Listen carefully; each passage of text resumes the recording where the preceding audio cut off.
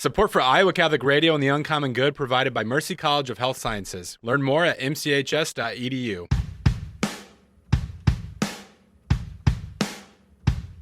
Welcome, folks, to the Uncommon Good with Bo Bonner and Dr. Bud Marr.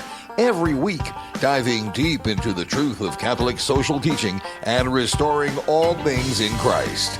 The Uncommon Good is on the air. I'm Bo Bonner. I'm Ryan J. Marr, PhD.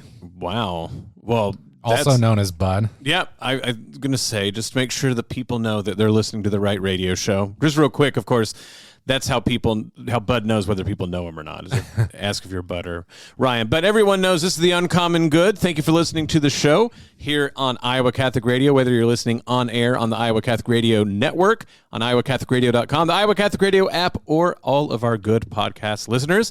My name is Bo Bonner. I'm the Senior Advisor for Mission Initiatives over here at Mercy College of Health Sciences. Bud, Ryan, let people know what you do over at the college. I am the Dean of LAS. L stands for Liberal, A is Arts, S is Sciences. We cover the general education courses at the college. Not lemurs, aardvarks, and snakes. Liberal arts and science. Yep, that's right. But so we got the whole gamut covered for you is the point that we're trying to make it. We're so wonderful. We're so glad to have you on the show. It's wonderful to have you with us. As you have probably noticed, if you've been listening to the show recently, we are celebrating 8 wonderful years of being on the show.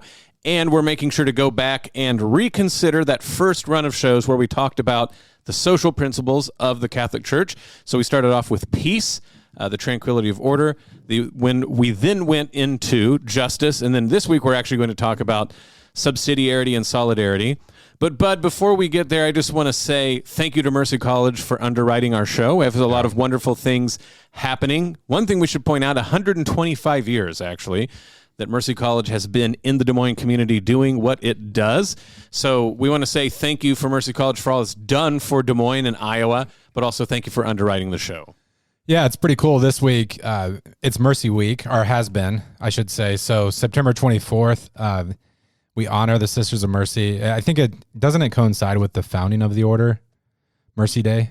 Yes. So was the founding of the order, or is that when the House of Mercy opened?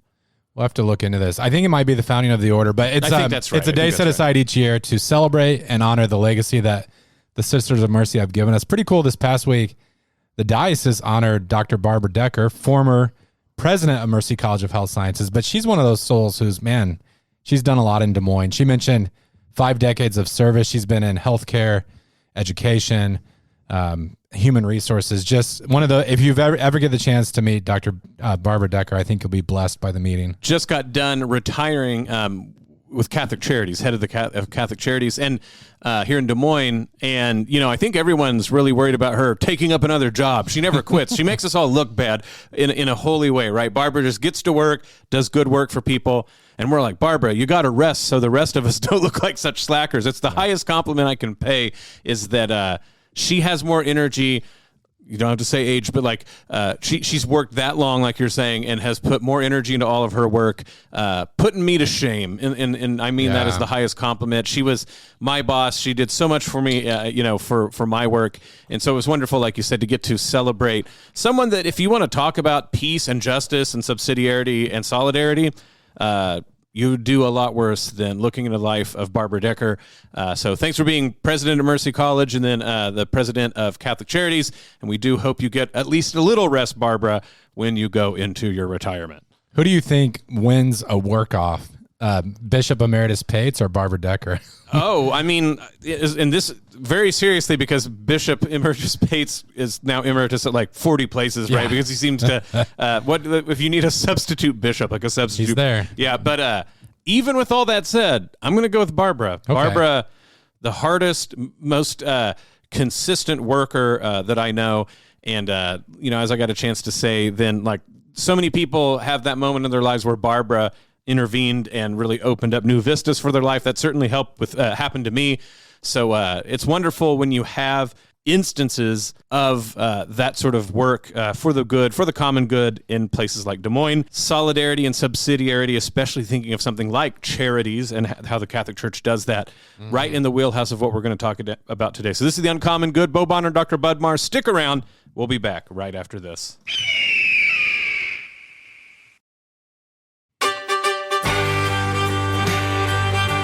Back with the Uncommon Good. Bo Bonner and Dr. Bud Marr joining you this week. Thank you for listening to the show. So wonderful to have you with us.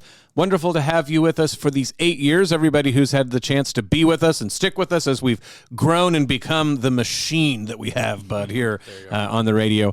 We have been celebrating that this month, and we have been operating our plan to go back, listen to those first episodes, and reassess, rethink through those very first series of shows that we did, because all of them were talking about the rudiments, the fundamentals, the foundation and principles of Catholic social teaching. So we started off with peace. We then talked about justice. And then today we're going to talk about subsidiarity and solidarity. But I know that a big theme when we did this 8 years ago is we made a big emphasis that people kind of had flattened or shallow understandings of these two words. Mm-hmm. In 8 years, I almost wonder if actually no one has any sense of these words.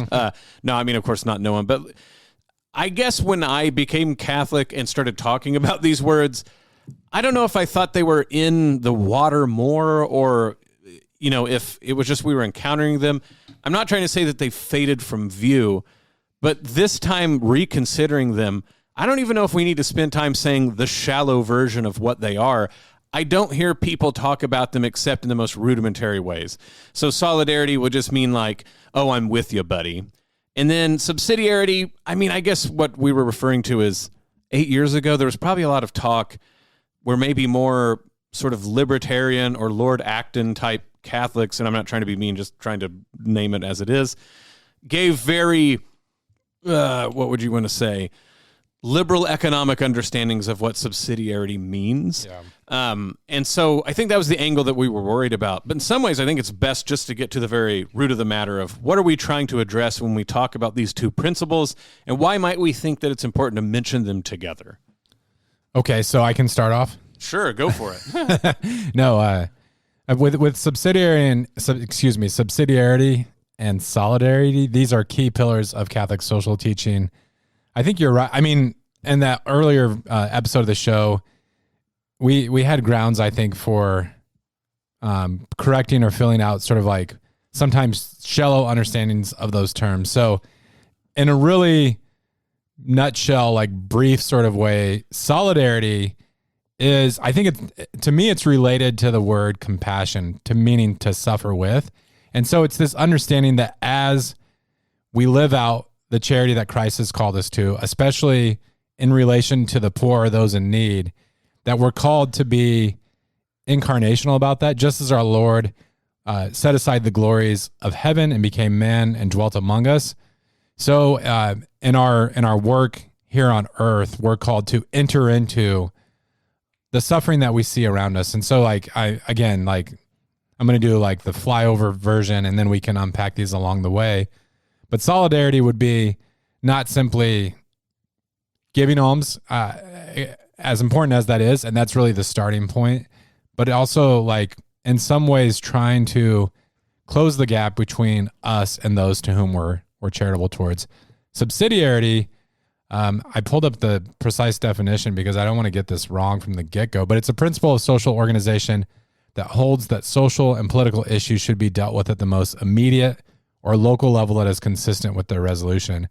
And Bo, I don't know, like you're saying rightly on the show today, like really we can just start from square one. But if you do get into conversations about Catholic social teaching, sometimes subsidiarity is used to sort of resist, well, how should I say it?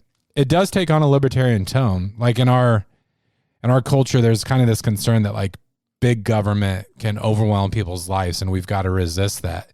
Now, that is at the heart of the question. So, for instance, like when we talk about care for the land, there is this sense that like as these issues arise, those who are closest to the situation have the best understanding of what's needed. And if the issues can be addressed at that level, they should be. The only caution I want to give from the very beginning is that subsidiarity also has to do with the proper level of authority addressing a problem. And if something cannot be addressed at the most local level, it's actually just and appropriate for a higher level of authority to do so. And so when we talk about care of the land, I think it starts with those who are closest to the land, although like we do face ecological problems and things today that like you really sometimes need an intervention from a higher authority. And so we do have to be careful as Catholics, I think, not to fall into kind of this libertarian pitfall where we just say like, well, governing authorities should stay out of these conversations. Absolutely. And so I think all of that in mind, it's good to think very almost literally about the two words because they get at what you're talking about, why there seems to be a directionality, like subsidiarity's up, down, and solidarity's up, or, something like this. So solidarity really just has the same word from its basis in the word solid, right? So what makes something solid? We often think of it in terms of like, oh, well, you can't get through it, or it's hard, or something like this. But of course, the sort of meaning is complete and entire, right? It's like an integrated thing. So if you're talking about a solid piece of wood, there's not fragments to it, right? It's like it's really knit together. And so solidarity, like you're saying, has all of these ideas that we share things in common that mean we should regard ourselves in a solid way before we start dealing with ourselves in disparate, individualized ways. So that's just to say we're humans. Okay, so there's solidarity that we're all people. There's solidarity that we're all made in the image of God, right? There's also solidarity that we have needs that we all have. And so when you think about, modern psychology, so talking about like the pyramid of needs or things like this, solidarity is just to admit there are things that are universals that we all share, and that those universals, we don't, so to speak, need them in individual ways. We do need them in a solid way. It's not just that if I don't get my pyramids of need filled, I can't be Bo, which is true, but also there's a way in which humans can't do this. And so our regard for that need that you were bringing up about the gospel is a solid one that we all have, solidarity. So subsidiarity, right? So that word actually comes from just meaning like a reserve in a military unit that comes to the aid of the main group, right? Like, so you hold something in reserve, right? So like a subsidiary, or even like subsidiarity, all of those words are, you're reserving something back for some reason, right? So a subsidiarity of a company is one held back. It's a part of the company, but it has like a specific thing and it's not related to these other parts of the company, something like that, right? So subsidiarity is this idea that we reserve some rights, as it were. We reserve some obligations. We reserve some thing for specific parts of the body politic. This starts to be why you can say these two are intimately together. By solidarity, we care about the human race through the fact that we are a solid entity. We are all brothers in Christ. We all have the image of God. We're all humans. We all have these common needs. Subsidiarity admits that we reserve, as it were, the answering of some of those needs for particular groups of people for the exact reason you said, that they are the closest to it, that they would know it best, and that also subsidiarity is not a corrective against solidarity. I think that's a shallow way to make them opposed, but subsidiarity, so to speak, is a way that we do solidarity without it becoming collectivism. And I think that that's what people are very worried about, right? Is, okay, well, we have all these common needs and we want to, take care of them. Well, one way to do that is to make everything robotically efficient by treating everyone exactly the same and acting like there's no difference or particularity. Subsidiarity, so to speak, but instead of being the opposite of solidarity, I would argue is the Catholic claim about how we do solidarity. Yeah. So how do we make sure to address those solid needs we have universally in common that make us of one brotherhood, one sisterhood, one, everyone, image of God, children of God? Well, through subsidiarity, thinking about how we reserve the ability to answer those needs as close to the incarnational reality of those needs as possible. I feel like with solidarity, there's kind of a golden mean, because when we talk to students about this sort of thing, there is a way when you start emphasizing solidarity, it kind of paralyzes people. They're like, oh, I haven't really practiced solidarity, so maybe I shouldn't even reach out in charity. Right. But it shouldn't paralyze us. Like, I think if you're listening to the show and you're like, how do I embody Catholic social teaching, or how do I live out the gospel? Like carrying cash in your pocket and just giving it to a panhandler is one of the best ways to start down that pathway, because it really is, you're sacrificing out of your own gifts to give to someone else. Now, as you enter into that, like the other extreme would be to just sort of give with, again, not sort of like feeling the pain or the need that brought that person to that place. And that's where, as we grow in charity, hopefully we begin to not only give out of our abundance, but to kind of like that our heart is broken by the sin and the need that we see around us. And that's where I think sometimes solidarity. So there can be this kind of disproportionality between those who give and those whom they're helping. And the way that kind of works out in our culture is sometimes there's this discourse around privilege, and people feel sort of like guilty about their privilege and they want to like sort of shed their privilege. Yeah. But I feel like it's exchange. How that actually works out in practice is sometimes just like the discourse around privilege. This isn't fair to like everyone who addresses these topics, but it sort of like makes us feel better. Yeah. But I think solidarity in a gospel key, it's actually in a sense like supposed to reveal to us our own poverty. Because those of us who are even middle class, we tend to sort of operate with this kind of assumption like I'm self-made. We lose our sense of our dependence upon God. We forget like how much of like a tight-knit network of human relationships makes our life possible. And so we give and, you sort of like drive on, you feel better about yourself or whatever, when really I think saints like St. Francis of Assisi or Mother Teresa, they saw entering into this like life of apostolic poverty as sort of like a pathway towards learning true dependence upon God and recognizing that like although the world tends to sort people into like the impoverished and the well-off, that we all suffer from this poverty of soul, but also this like real need where like each day we do have to ask for the bread that God's going to give us. No, I like that a lot. And I'm going to throw out, like you said, I don't mean this of everyone who participates in philanthropy, and I'm painting with a very wide paintbrush here, but I do think it's illustrative. What's the difference between philanthropy and charity? Very technically on the ground, maybe not a lot, or maybe it's like case to case. But I want to think about this at a idea level, maybe a more abstract level, to kind of get at what we're getting at.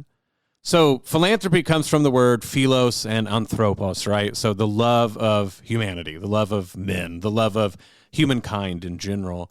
And then, of course, charity is caritas, which, yes, we often think of charities as, giving alms or doing some sort of work for the sake of the needy. But, of course, that word comes from the very word that God identifies as his own name, right? God is charity. God is caritas. Deus caritas, God is love. Okay, so there's two things that immediately come from that, bud. It's easy to love humanity in the abstract, and we have many, many wonderful works of literature to prove this. But, from, Leo Tolstoy to Shakespeare, Flannery O'Connor, multiple people talk about the way in which philanthropy, if it's approached, as it were, with the spirit of the literal meaning of that word, is that you love humanity in the abstract, but you actually do not like people, or you're able to actually hate individuals, right?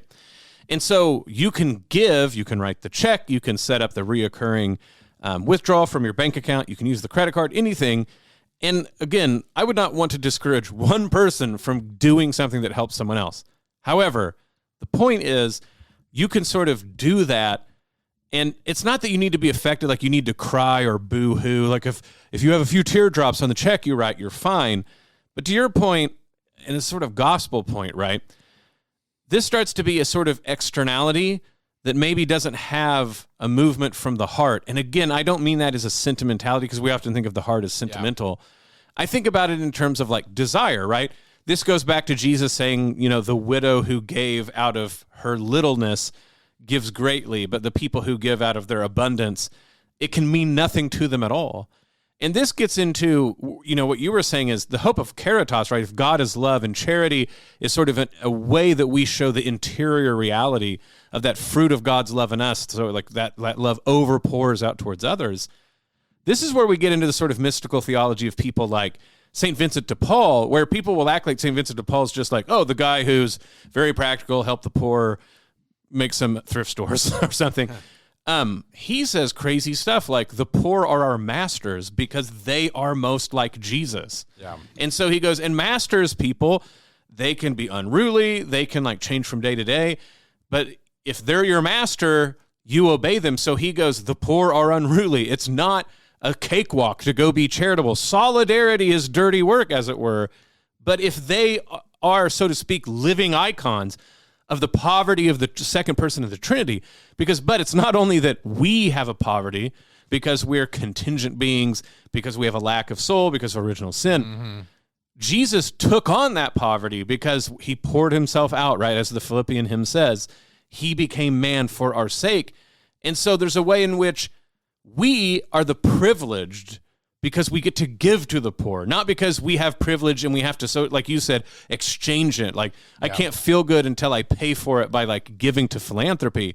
No, there are two altars, says St. Ephraim of Syria, that you can give your prayers and your love to God. One is the altar of the Mass, but the other is the hands of the poor. And one more time, it's because they are a living icon of that, and here it is, solidarity that God himself showed with us in our despondency. Because he became a human, he allowed himself to die. He had no place to rest his head. He was thwarted by the authorities. Because Jesus Christ had solidarity with us in the incarnation, but we can have solidarity with our brothers and sisters, the poor, and in doing that, we get to give our gifts to the altar of God because he's so, and again, like we'll get to this, but that's what it means when we talk about the preferential option for the poor. It's not just some sort of social program. It's that God loves the poor and he became one of them. So why wouldn't we? Yeah. And I think I used to misunderstand this idea because when I would talk about solidarity, and sometimes even in my conversations with students, I would say like, we have to enter into the solidarity because otherwise we keep this distance and we kind of misunderstand the situation. So I even tried to make it about pragmatism. Like if we enter into solidarity, we'll better understand like the workings that led to the poverty or whatever, then we'll be able to address them. And in the second segment of the show, I can talk about how sometimes that does take place, but really I think the solidarity, like I said, kind of is supposed to disarm us of our pride. We talk about this passage quite a bit on the show, but Matthew 25, the famous like sorting of the sheep and the goats. And, when we say like recognizing our common humanity, it even goes deeper than that because Christ says that in those who are hungry or in need of clothing or in prison, we encounter him. Yeah. And at the end of time, like we'll recognize that whatever we did to the least of these will be an act that was actually like on behalf of Christ or towards Christ. But what stands out to me about that passage, like I went back to it recently, it's not a utopian vision where our Lord is not saying like, well, go about these acts so that you'll somehow like solve the problems of the world or like you'll lead humanity to a better society. I'm trying to think like there's another radio station that talks about making like a more just and verdant world or something, It's not really about that because that, like, in some ways they're very small acts because he says, like if you've, I think like water to the thirsty or given clothes to those who are naked or visiting those in prison, like to do those things in that moment, you won't be per se solving the world's problems, right? But even like the smallest of act, like I love the widow's mite because another thing that keeps us from like having our hearts filled with charity, having our lives characterized by that virtue is that we think like, well, what is this going to accomplish? What is this going to do?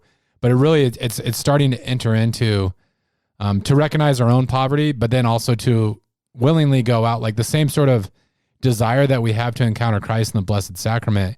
We should see those opportunities like in our day-to-day, week-to-week lives. Absolutely. And you think about that in terms of the eternity of any moment.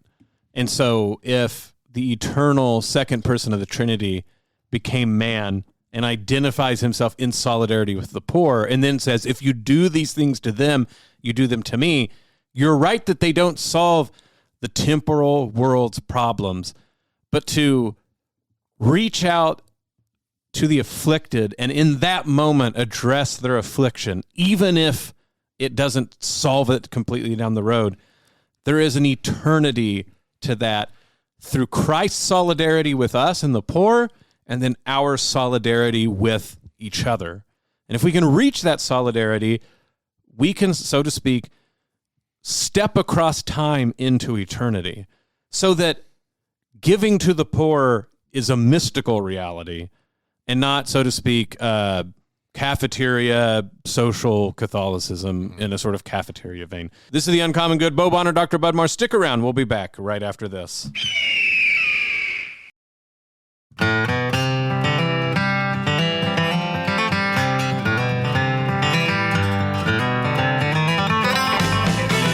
Back with The Uncommon Good, Bo Bonner and Dr. Bud Marr joining you this week. Thank you for listening to the show. So wonderful to have you with us. We are reconsidering that first run of shows we did 8 years ago when we started having this show. Thank you all for tuning in for 8 years, and thank you for supporting us during that whole time.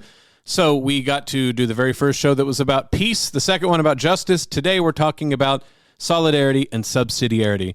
But I think we did a solid job, hardy har har, of talking about solidarity the first go-round. So here we can jump into subsidiarity. And, talking about it, I'll give that to you that maybe people, us 8 years ago had a reason to really point to maybe the shallower ways, as it were, that subsidiarity got brought up. I don't know if 8 years have changed much. It just doesn't seem like maybe I don't go on Catholic Twitter anymore, so I don't hear about this. But certainly subsidiarity can be a bit tricky to pin down. I think solidarity, once you really think about, the commonality we have and the fact that, so to speak, Jesus started, jumped headfirst into that commonality with us, that's, solidarity makes sense. Subsidiarity, I can see why you can think that you know more about it than you do, and maybe why there's correctives about it. But certainly, I want to reemphasize that subsidiarity is not the countervailing force against solidarity. I want to argue, I would hope my mentor Russell Hittinger would agree, or that other people could, talk to me about this if they did, that subsidiarity is a description about how solidarity is envisioned to work in Catholic social teaching, and not like these two ends of a continuum that you always have to hold in tension. When you do subsidiarity best, I argue you're using solidarity the most. And so one of the ways to prove this is subsidiarity says something to the effect, right? There are powers reserved for the most local usage of that power, if we're speaking in politics, or maybe in more layman's terms, if there's a way for the most local entity to work towards a solution to a problem, higher levels, whether that's of governance or rulership or whatever, should allow that to happen. Again, cosmically, God gives us free will, so already in theology, there's some aspect of subsidiarity, but certainly this idea that maybe the government knows how to brush your teeth better than you do, but they leave it to you. I think that's a G.K. Chesterton quote I'm mangling. So you can see, right, that solidarity could be mistaken as a sort of centralism or a collectivism, which is just like, okay, well, I know what's best for you, and so I'm going to do that for you. But that actually isn't solidarity. That is smashing the person, demolishing the person for the sake of like a Borg oneness. That is not what solidarity means. Solidarity is finding that commonality between all of us. And part of that commonality is to say there are some things that people have to do for themselves. There are certain things that communities should do for themselves. And that maybe throughout history it can pass back and forth about who is best equipped to do what. For instance, Bud, you should not trust me to do anything with electricity. I'm glad that there's public utilities for that. But maybe in the future, our children would be able to mess with electricity because the technology becomes such that it's like, a typewriter to us or something like this. But the point that I'm getting at is the idea is not two opposed forces, but how is it that we live out that solidarity incarnate in the world?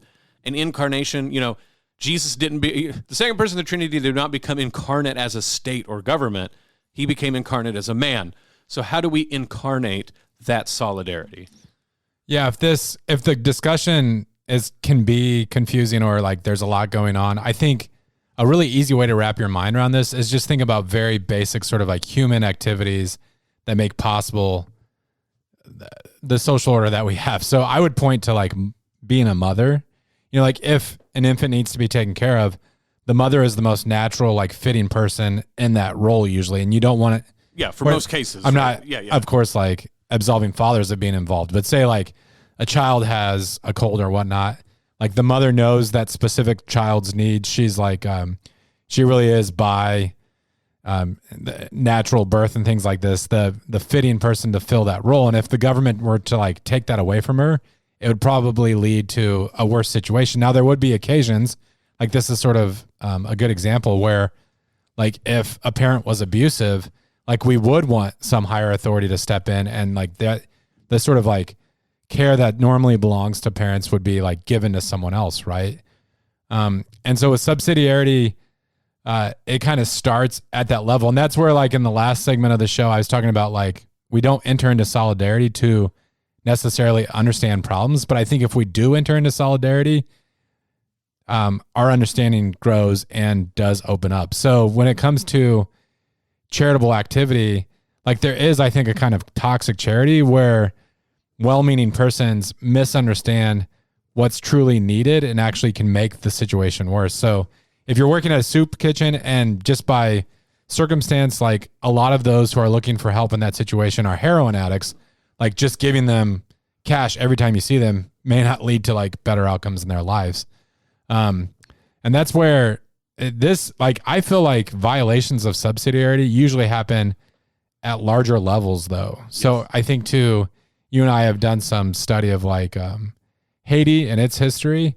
And in that case, there have been like NGOs and other like governmental or large charitable organizations who have said, like, look, in this country that we see these pressing issues or whatnot, and maybe some were exploitative, some were undoubtedly well-meaning, but before like really getting in, like getting to the ground level and seeing like the background and what's all involved, sometimes, like, so for instance, in Haiti, in cases where there was like real impoverished communities, like Western nations said, like, well, we're going to provide sort of like power grids that work in our countries, and sort of like this can be a job opportunity for the locals, but it's also going to like improve their situation on the ground. And what ended up happening is like the entire local economy was wiped out. There was this intervention where there wasn't a sense of like the farming and fishing that went on that sustained those communities and made the situation worse. And I think that there's a way that subsidiarity sort of hangs in people's imaginations, because subsidiarity is almost always a very particular violation. And so solidarity can be an upper level one. Like, you can say, man, you really lack solidarity in all that you do, right? It's like this undergird problem that has all these problems that, like, you know, in your life about how you deal with others, you're really lacking solidarity at the most, you know, fundamental level. Subsidiarity is almost always a particular violation. So to your point with Haiti, so people go like, well, how could giving electricity to Haiti be a problem? Well, they dammed the most important river in Haiti, and that destroyed fishing upriver, and it destroyed rice crops downriver. And so to your point about solidarity, meaning that, like, we see ourselves, as you're saying, in the other, and we understand ourselves to have a commonality with them, would drive us to go, okay, but let's go ask what's particular to them. I don't know Haiti. I'm not from Haiti. Let's go ask the Haitians, what is it that, like, makes their society tick? And if you just go ask, you know, when we would say this in class, they had to, you know, if you would just ask, someone would go, oh, we really depend on the river, right? Yeah. Like, we depend on the river for fishing. We depend on the river because it, like, you know, irrigates our crops. And so either those questions were never asked or they were ignored. And so that's a violation of subsidiarity, right? Like a sort of mega huge solution that didn't take, you know, real care for the ground. But that's a violation of solidarity, because that meant you thought the Haitians weren't like you and they couldn't understand big Western ideas like a power grid, and you didn't take their input seriously. Yeah. I mean, you see this sort of thing happening even in our own communities, where you look at the development of many modern American cities. I'm going to pick on Milwaukee because I've seen some pretty bracing pictures of like Milwaukee from 75 years ago and where it is today. It used to have this real like urban density, especially like in the inner core of the city. And as the city grew, you know, that sort of desire for convenience and speed of transportation entered into it. And the development, like not only in Milwaukee, but in places like Durham, North Carolina, or my hometown of Omaha, Nebraska, where like as these freeways were built as sort of a convenience for those who maybe, you know, took up more of the tax base or whatever, it really sort of killed communities that the freeways happen to pass over. And that's where, like on one level, those who were part of the city planning, they probably did think of it as sort of like a development, like, well, we're making lives better, like we're improving transportation, da-da-da-da-da, on down the line. But it was a violation of solidarity because there wasn't really this sense that those who live in the inner core, like they're part of our community as well. Like there's all sorts of ways that we kind of like sort ourselves out and create this kind of like us, them, and lose that sense of a common home. Absolutely. And I think it's important. You hit the nail on the head. It is a dual violation of solidarity and subsidiarity because we didn't think about what is the best way for transportation to work at the most basic level. And because, and let's be very frank about where the solidarity was almost always broken in these situations. It was along racial lines, and people go, well, that's their community, and I don't have to care about it, or they, or it's just more racist than that. Like they don't know what's best for them, which is like what happened in Haiti. It's what happened in a lot of the urban cores. And so people go, we know what's best. We're not going to consult them. And we're going to, like you said, like impoverish what was a source of income for a community that we should have seen as our community. And so solidarity and subsidiarity, unlike how it's pitched sometimes, are almost always jointly abrogated rather than pitched against each other. Yeah. And so you brought up, you hinted at this, that with a phrase, so there's a very conservative, he's passed away, but Roger Scruton was a conservative philosopher who wrote a book about conservative conservationism, or what he said would be the ecological movement considered through an ecological movement considered through a conservative lens. And he goes, it's actually right there for the taking. It's unfortunate it's never talked about.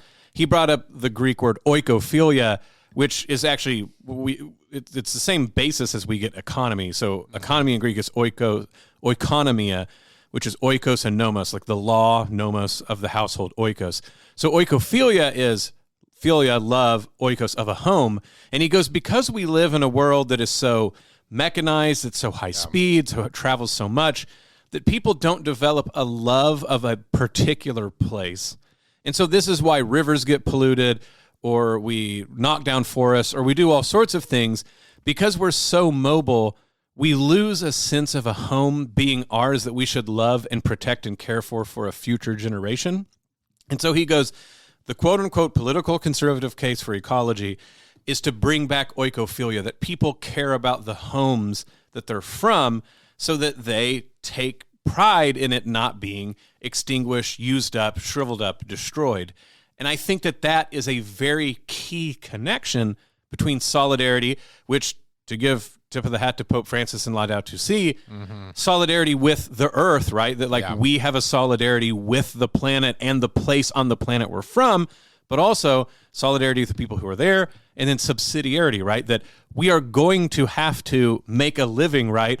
This goes back to the distributive justice, Bud, right? Like there's a distributive and social justice that demands a subsidiarity about caring about this place, loving this place, guarding this place, respecting and being grateful for this place. And if we do that, we'll have a solidarity that hopefully helps mitigate some of the injustices and the lack of tranquility, the unrest that comes from all those things. This is where we've mentioned on the show before that like Catholic social teaching doesn't neatly fit conservative liberal binaries. And I think it's really unfortunate that the environmental movement has gotten sort of like, there's this idea out there that it's sort of like a leftist cause.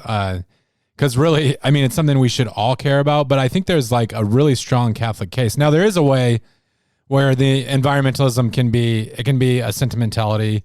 You do meet people where it's almost like a worship of the earth, like sort of this worship of Gaia, or like, like our mother, the earth. And it can become like sort of idolatrous in how it's spoken about. But really that oikophilia that Roger Scruton hit home, the novelist Wendell Berry, I think, does a great job with this.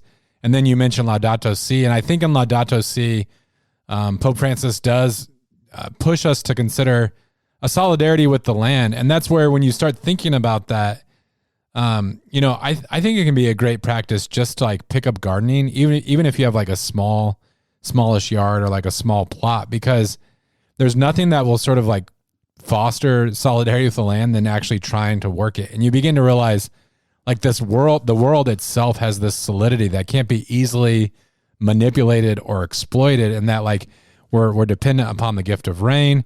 The soil has to be respected in its own way and worked and really tilled, and without that sweat and those tears, like, you're not going to have a fruit that comes out of it. And I think that's all biblical. Like, you get into the Old Testament, we study with Ellen Davis at Duke Divinity School, and she said like the Israelites' relationship to the land was in some ways like a barometer of their relationship with God. Mm-hmm.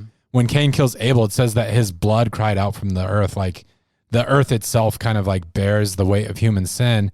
And then insofar as Israel like sort of turns its face from God, the land fails to yield this the crop that's in due season. I will say, though, gardening makes you have no solidarity with deer who have ate up nearly our entire garden. But they're out of control. They're out of control. That's subsidiarity that was like not done earlier. But we won't make the last half of this show about deer hatred. Just complaining about deer. But I do think you're absolutely right to say, of course, immediately some people might think, oh, well, we got to be careful with like nativism or ultra patriotism or nationalism. You can think about all these things, but all of those end up being abstractions that, so to speak, they talk about blood and soil, but don't live it, right? And I mean, let's just take the most egregious example everyone always thinks of as the Nazi Party in Germany. Germany wasn't even an actual confederated, unified country when the Nazis were talking, but maybe, 100 years? It might not even have been 100 years at that point. I think German unification happened, in like the 1840s? It's like the Prussian Wars, right? Any rate, my point being is, it was hardly a century that they all started talking about Germany that didn't exist. I mean, you can go look at the maps of even late into the early modern period, that's a real mouthful, where Germany's just 1,000 principalities. And of course, Germans famously are they're Germanic people who invaded and came over in the Middle Ages. So this fake idea of the German people, the blood and soil, the folk, it was all an abstraction. Mm-hmm. And it was actually people if you watch the movie, what's the Terrence Malick movie about World War II? A Hidden Life, maybe? A Hidden Life, yeah. Right? They worked the soil, right? They actually were peasant-esque people who lived on the soil and farmed, and they knew I'm not acting like there was plenty of farmers who joined them. I'm not acting like that. But my point is to say that show sort of shows the lie of the Nazi Party, that the Nazis had this abstraction, this sort of love of the German people and blood and soil that had basically no real incarnational footprint in the land and the soil that had to be taken care of. The proof of this, of course, the way they just took advantage of the land in order to make a sort of mechanized army that they tried to march all over Europe and then, of course, spread that havoc all over the place otherwise. You don't have to be sort of, a crunchy granola agro hippie to get the point. Neither Bud and I will ever be complimented on our agricultural output by any means. But the idea that if you don't want to garden, walk around your neighborhood and say, oh, this is my creek, this is my hill, this is, the grass, these are the trees. This idea, right, that we are, encapsulated in a place is subsidiarity. That if I can take care of myself, it's the Boy Scout thing, but if I can leave this place a little better than when I found it, that's usually what subsidiarity is, the subsidiarity that leads to solidarity. And look, if there's anything I've learned from being in administration far longer than I ever planned to be, is that when we get these sort of big collectivized answers to things, it's almost always because someone locally neglected what they were supposed to do. Because subsidiarity also does go back upwards. That's why we can't do vengeance, right? That's why we can't be vigilantes. The right subsidiarity for crime is for the state to take care of it, not because they have a monopoly on violence, but because it will just become the Hatfield and McCoys otherwise. Yeah. So it can go back the other way. But that idea that because of the incarnation and the solidarity that Christ showed, that we should show a solidarity with where we're at. And of course, that means we can have devotions to things that are, quote unquote, more abstract. The Roman Catholic Church, the United States, the world, all of that can be there, but ordered, as it were, stemming from the incarnational reality on the local ground going upwards, and not, as it were, being Gnostic about those things, skipping to the last steps, and then only sort of floating through this world as if justice and peace are just mere ideas instead of lived out on the ground. This is The Uncommon Good. Bo Bonner, Dr. Bud Marr. Stick around. We'll be back right after this.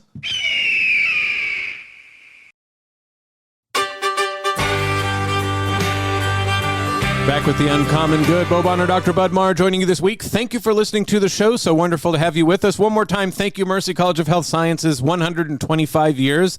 That's not how long they've been supporting us. It's only been 8 years for us, Bud. But 125 years in the making. Thank you for underwriting the show, mchs.edu.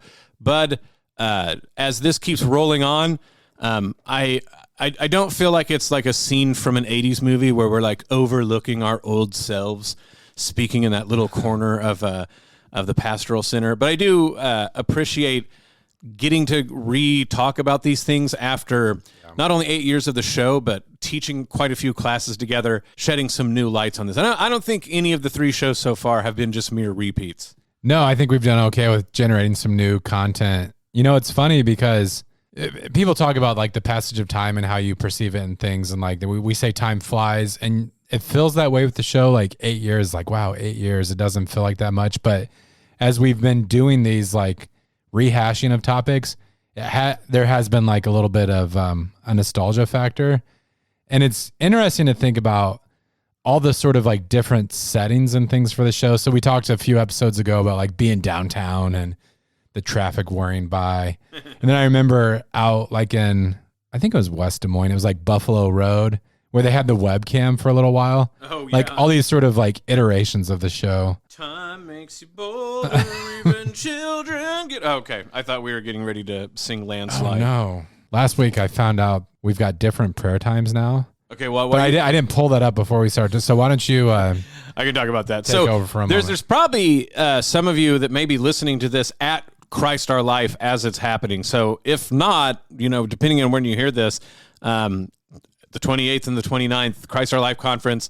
There's a lot going on, so I don't know, maybe check it out. But maybe if you have tickets and you forgot, well, this is your warning bell to go to it. October 1st through 4th, we have the Fall Fundraiser. Teach, Defend, Evangelize. It takes all of us. Tune in all week long as we highlight the very best of Catholic teachers, defenders, and evangelizers of the faith as we look to fund the mission of Iowa Catholic Radio for the remainder of 2024. They're also going to have... daily mass for our fall fundraiser at the St. Gabriel the Archangel Chapel at Iowa Catholic Radio. And then afterward, that sort of first week of October, we have October 11th out at St. Francis of Assisi Parish, the Man Up West Power Lunch. October 19th in Cedar Rapids at the Veterans Memorial Building, Awaken, Iowa. November 1st in West Des Moines, the Iowa Catholic Radio First Friday Mass. And then November 16th in West Des Moines at the Valley Community Center, Born to Run 5K and 1 Mile Fun Run. All of those you can go check out at iowacatholicradio.com to keep up on the events in the Iowa Catholic Radio listening area. iowacatholicradio.com events. Yeah, so we do pray together as a listening community. So on air, you can pray the rosary with us at 4:30 a.m. Mm-hmm. If you're like me, you're probably going to wait until the 10 a.m. broadcast, but both are available. Divine Mercy Chaplet at 3:56 in the afternoon. And we also pray the Divine Mercy at 4 a.m. So if you're an early riser or want to make a commitment to wake up, what for me is the middle of the night, you can do that at 4 and 4:30. But Rosary at 10, and then later in the afternoon, do the Divine Mercy Chaplet again. Hey, just because we have a minute, I want to point out that one way to really do solidarity is prayer. Yeah. So, you know, it is in prayer that we unite in solidarity with the Lord's Prayer. In fact, that's why we say the Lord's Prayer. However, it's also subsidiarity, right? You can have people pray for you. You can pray together, but you have to pray as well, right? Like, so the Lord knows all that you're going to ask, but he allows you to pray, really divine subsidiarity, that you join in solidarity with the prayer of the church, but it's also your prayer as well. So subsidiarity is that way, even in the mystical life, that we both do things together, but also that they're truly ours as well. As always, a wonderful, solid, and subsidiarity show. This is The Uncommon Good. May Jesus Christ, the Prince of Peace, reign in our hearts, family, city, nation, world, solar system, galaxy, the whole kit and caboodle. This is The Uncommon Good, and we'll be back next week. The Uncommon Good with Bo Bonner and Dr. Bud Marr is heard every week on wonderful Catholic stations like this one, and anytime on podcast. Just search for The Uncommon Good. Support for Iowa Catholic Radio and The Uncommon Good provided by Mercy College of Health Sciences. Learn more at mchs.edu.